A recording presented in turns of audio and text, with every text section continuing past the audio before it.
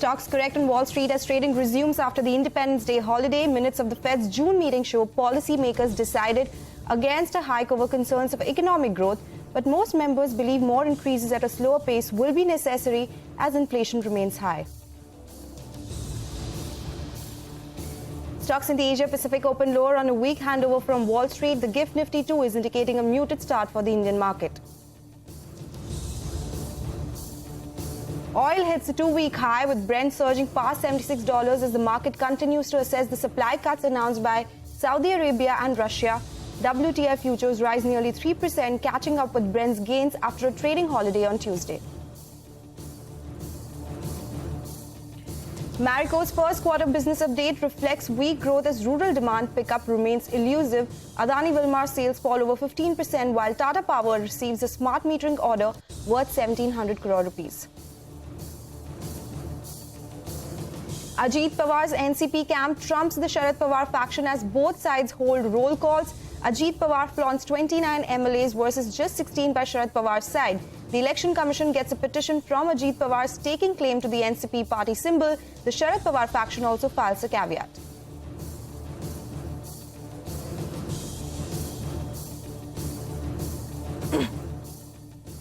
Good morning in the Mumbai News Center. I'm Sonal Bhutra. You're watching Power Breakfast. It's a Thursday morning. We do have some cues coming in from the US markets now after a day's holiday. So let's take a look at the global markets. And first up, of course, Asian markets. So after the weak handover that we got from Wall Street, Asian markets, they are also lower in trade. So we have the Taiwanese index, which is lower by 112 points. Hang Seng too lower by 220 points. So the US market cues are weighing on Asian markets as we speak. And that is something that we're seeing across the Asian indices, be it Nikkei, Kospi or Straits Times as well. In fact, Gift Nifty, that will come up for you on the screen, and that one is indicating that the start for our own markets could be in the red, and this is after the stellar run that we saw yesterday, another record high for our own market. So 32 points lower on the Gift Nifty right now. Let's talk about the mother market now, US markets that is. Wall Street ended Wednesday's session lower with the Dow Jones closing nearly 130 points lower, while the S&P and tech-heavy Nasdaq Composite finished about 0.2% lower. Both Dow Jones and S&P snapped their three-day winning streaks. CNBC's Kate Rogers gets a wrap of all the action on Wall Street. Markets ending mostly lower as Wall Street weighs the latest minutes from last month's Fed meeting. The Dow broke its recent win streak and fell by more than 125 points. The S&P closing the session slightly lower, with materials putting pressure on the index. And the Nasdaq finished in the red despite trading near the flat line. Meta is expected to roll out its text-based Twitter competitor, Threads, tomorrow. This comes just days after Elon Musk said Twitter will put a temporary cap on how many posts users can read per day. Threads users only need to have an Instagram account and can follow the same accounts they already follow on Instagram. Meanwhile, Moderna shares closed higher after the company struck a deal to develop mRNA drugs in China. A spokesperson told CNBC the biotech giant will develop drugs exclusively for the Chinese people and won't be exported. This comes despite rising tensions between the U.S. and China as the Biden administration takes aggressive measures to diversify away from China. That's what's happening here in the U.S. Back to you in Mumbai. Okay, interesting moves in the US markets. Let's get in some more updates then. Netflix shares surge intraday after an upgrade coming in from Goldman Sachs. The brokerage revised its call to neutral from sell, citing that content creation has regained momentum. The stock, in fact, hit its highest level in 17 months. Do note that this upgrade follows Netflix's latest rules on password sharing. Okay, all right. That is all about what's happening in the global markets. But let's move on. We have our research team joining in with what the trade setup is looking like and the stocks that are likely to be in the news as well. First up, let me go across to Ekta. She's joining in with all the market cues that we need to watch out for today. Ekta? Hi, thanks for that. Morning. Well, yes, the frontline indices did consolidate in yesterday's trading session. The mid-caps did outperform the Nifty, and the mid-cap index, in fact, posted what was a record close. And 52.8% of stocks advanced on the Bombay Stock Exchange yesterday. Now, the momentum seems to be intact today because, or rather on a larger scale, because the India market cap hit a record high. It crossed 300 lakh crore for the first time in yesterday's trading session. FIIs continued to pump in money, which we have been pointing out. 1,603 odd crores is what they bought in yesterday's trading session. And it's a 4-digit buy figure for the 4th consecutive day. So just a statistic to play with. In terms of of the global markets, the US markets did close marginally lower. FOMC minutes are pointing to rate hikes, but at a slower pace. So that's probably what perturbed the markets. We have Asia, which is largely weak on account of that. And Brent crude has spiked up to around a 2-week high as well, so do watch out for that. In terms of a couple of key parameters to watch out for, financials, because it's been topsy-turvy both for the financials as well as the mid-caps. So the financials fall yesterday was led primarily by weakness in the HDFC Twins post the Q1 update for the merged entity. The Nifty PSU Bank Index, however, outperformed and was up around 1% yesterday, so do watch out for that. Watch out for continued gains in the broader markets as well, because that's really where the action was. For example, 65% of stocks advanced in the BSE 400 mid and small cap index in yesterday's trading session, to give you a sense in terms of the kind of interest we saw despite the frontline indices consolidating. We also have the Nifty 50 weekly options expiry today, so we do have a lot of cues to watch out for. Oh, we do. And earnings, they also will be in focus, right? Thank you, Ekta, for making sense of the market cues we need to watch out for. But a lot of stocks which will be in focus as well. Surbi has that list. Good morning. Thanks for that. So first on my radar is Marico. They've come up with their Q1 business update. They say the domestic volumes grew in low single digits. The consolidated revenue has declined in low single digits on a year-on-year basis, but the gross margins is expected to expand materially. Ujjivan Small Finance Bank, again with the Q1 business update, the total deposits were up 4% on a sequential basis and the CASA was down 3% on a sequential basis. KC International, the company has won orders worth 1,042 crores across various businesses. Biocon, the company has completed integration of its acquired biosimilar business from Viatris in over 70 countries. And lastly, Solara Active Pharma, the board has approved a fundraise of 450 crores via rights issue. All right, okay, some stocks which will be in focus and a lot of business updates which are coming in as well. But let's talk about the F&O space now. Mangalam joins in with those cues. Mangalam. Well, as far as the F&O cues are concerned, yesterday it was a decent day of trade. We had all the frontline indices do well, but Nifty Bank was underperforming. The Nifty fell off the highs, and that told you a little about the consolidation that we saw. In the cash market end of things, the FIs continued to buy close to around 1,600 odd crores. The DIs sold around 439 crores. The important part, however, and this is the part about the consolidation and some sort of resistance at higher levels, is what we've seen levels upwards of 19,400 facing some supply after the manic rally that we've had in the few days. So July 4th, the high on the Nifty was 19,434. Yesterday as well, we fell from 19,421, which was the highest, to close just below that 19,400 mark. The FI has bought about 463 crores in index futures. The long exposure virtually unchanged at 72 odd %. But the important data points to watch out for will come from the option space, largely because it's weekly options expiry. And out there, the FII's unwound long puts, 30,000 long puts. That's a positive sign, because they unwind long puts only when they see not much money to be made on the downside. And that's a big positive. Over the last 3 trading sessions, while the highs have seen some bit of consolidation, the lows have moved higher from 19,234 day before yesterday to 19,300 to 19,340 yesterday itself. On the way up, however, we are seeing some sort of supply, and that's reflective in the kind of call selling that we've seen. 83,500 calls that have been written. This compares with just around 20,000 puts that have been written as well. So where are those option writers extremely active? 19,450 and 19,400 calls, both of them extremely active ahead of expiry today.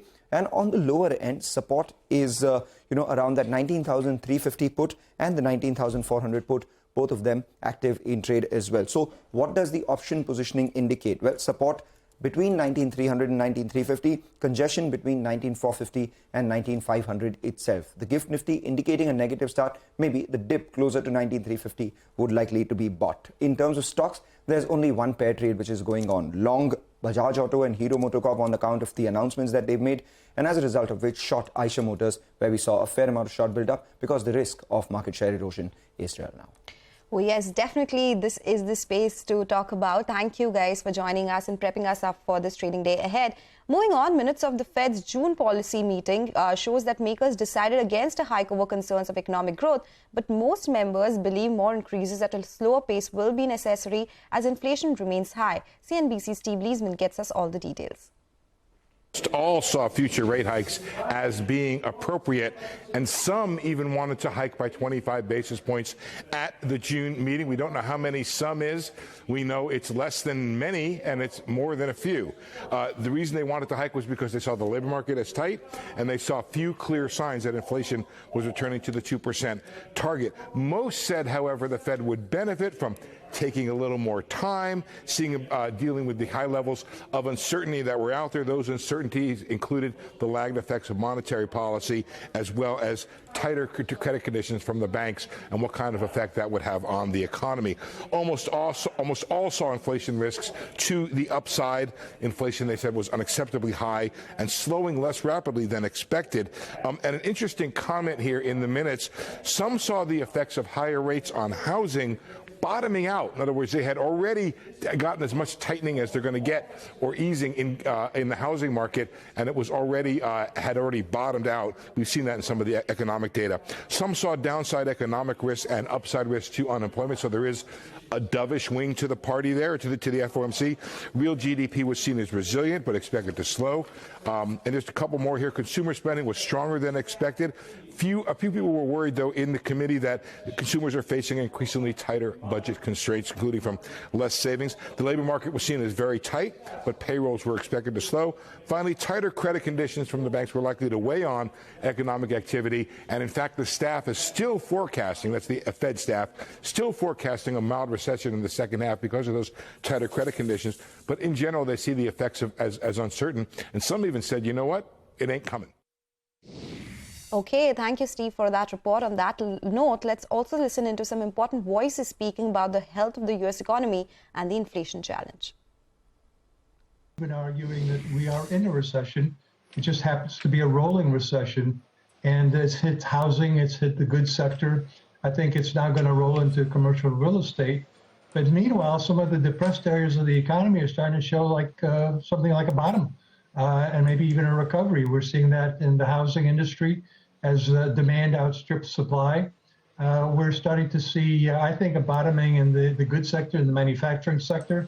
Didn't see it in the PMI, but we're seeing it in the regional PMIs. So I think there's some evidence that consumers that had kind of pivoted away from goods to services may be looking for goods again. It's particularly automobiles where the sales have been surprisingly strong. So it looks like the rolling recession is evolving into a rolling expansion. Well, right now, the unemployment rate is below where they think the long-run average is. They have the long-run average in the low fours, and the unemployment rate is in the threes. So they could have the unemployment rate move up, and that's still consistent with their broad mandate to maximize employment growth. But it's consistent with low and stable inflation. And man, inflation has not been low and it's not been stable. So they're really missing so much on one of the two goals that they need to make that the priority. And that's what Jay Powell has been talking about for the last year. And that's why they've driven interest rates up at near record pace.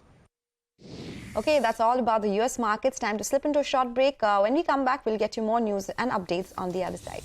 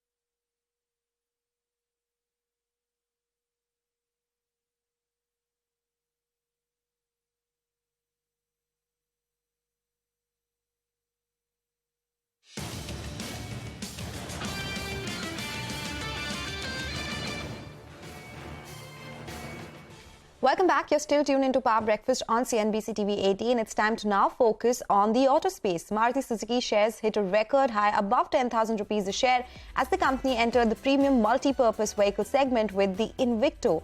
This is Maruti's most expensive car in India yet at over 20 lakh rupees a piece. My colleague Danush spoke to the MD of Maruti India and asked him about their plans in this segment. Listen in to what he had to say. Now we are getting into the much higher premium segment with these products.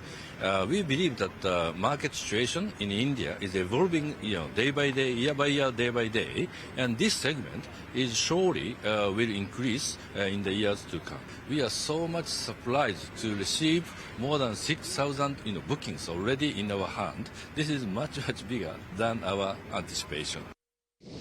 We do not think that the car is overly priced. When you see the products, the features, the specification and the performance, I think this car was that price level. And we are quite sure that customer will understand and accept. So we'd like to go beyond 50% for the MPV segment. So we will see. If we are lucky, maybe we can go up. Okay, that is the MD of Maruti, but let's stay with the auto space because there's so much action here. Bajaj Auto launched two 400cc bikes, Speed and Scrambler, in partnership with Triumph yesterday. My colleague Parikshit spoke to Rajiv Bajaj and said the Triumph partnership is about affordable aspiration, and he promised, that's Rajiv Bajaj, at least one new bike from this type every year. Listen in. The reason for the success of our partnership with KTM, which saw KTM go from 65,000 motorcycles a year in 2007 to becoming the #1 premium motorcycle in the world by volume now at over 300,000 motorcycles a year, is because we did not comply with this implicit assumption that you can either buy something that's affordable or something that is aspirational. What KTM Bajaj brought to the table, and if I may say so, then motivated TVS, BMW, and even Bajaj Triumph to come together, was to be able to offer affordable inspiration, let's say, or affordable aspiration to that customer. As far as Royal Enfield is concerned, I say to people that in the US, when the bank robber Willie Sutton was asked, why do you rob the bank? And he said quite simply, because that's where the money is. So I would say to you that today between Bajaj, TVS, Enfield and Hero, Bajaj has about 50% share of the profit of the industry. But there are two profit pools, large profit pools outside of this, which have been elusive. One is the Splendor and one is the Royal Enfield. So I think with this brand, the consumer will give us the license to compete in the space that Royal Enfield has done so exceedingly well in. I mean, hats off to Siddharth, what he's achieved. And hopefully we can make some impact there. We have something very special in the works within this fiscal year, towards the end of it, hopefully, for those who absolutely love the Pulsar. The next big thing with the Pulsar. So we've done, I think, a reasonable job with the Triumphs. Okay, that is the MD of Bajaj Auto, and the auto space continues to be in focus. But for now, we'll get into another break. Coming up, both the NCP factions hold their roll call. Ajit Pawar flaunts 29 MLAs at his meeting versus only over a dozen at Sharad Pawar's conference. Details when we return.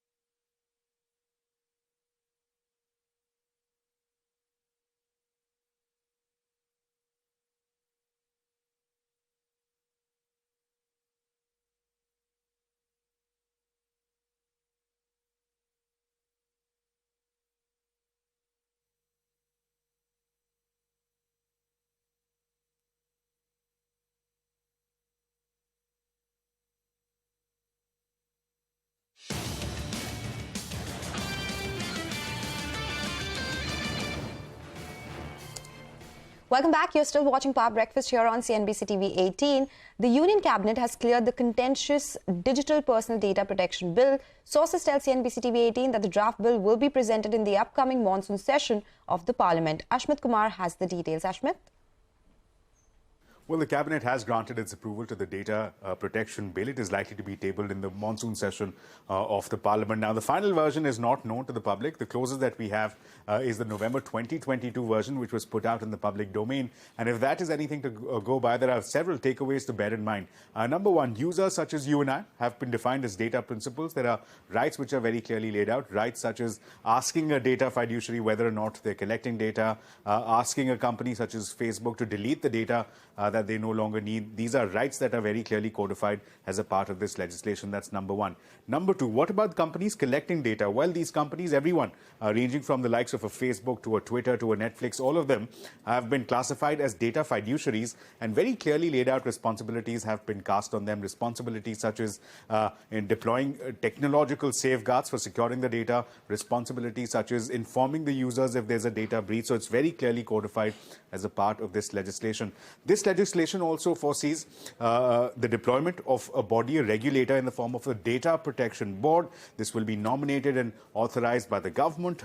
They will be at par with the civil court. The orders will be binding on data fiduciaries, and importantly, they also have the right to levy penalties of up to 500 crore rupees. So that's their mandate, ensure compliance with this legislation. As far as government is concerned, national security finds mention in this legislation as well. The government has retained the power to exempt itself from compliance with this legislation. That aspect has seen some criticism. As far as the industry is concerned, the industry has welcomed bits of the legislation which have relaxed data transfer and data localization norms that they believe will provide room for further innovation. But of course, the final picture will become visible only once the bill is tabled in the Parliament. Okay, all right. Thank you so much, Ashmit, for joining in. Let's move on now. Rapid developments in Maharashtra's political landscape. 29 legislators turned up at newly inducted Deputy Chief Minister Ajit Pawar's meeting yesterday. His mutiny over the weekend split the Nationalist Congress Party into two factions. At the meeting, which was more of a show of strength, Ajit Pawar said even he had ambitions of becoming the CM of Maharashtra and blamed his uncle for the NCP not getting a CM for so many years. He also claimed that all MLAs were in touch with him. Meanwhile, only over a dozen legislators turned up at Sharad Pawar's meeting. The veteran politician objected to his photo on a cutout at Ajit Pawar's meeting. He said those using his image are aware that they have nothing else. Some legislators attended both meetings while still others stayed away. The Election Commission has received a petition from Ajit Pawar staking claim to the NCP party symbol. The Pawar faction has also filed a caveat. Okay, that is a developing story, and of course, we'll keep getting you updates on that one. For now, that is all we have on this edition of Power Breakfast. Stay tuned. Bazaar Morning Call comes up next.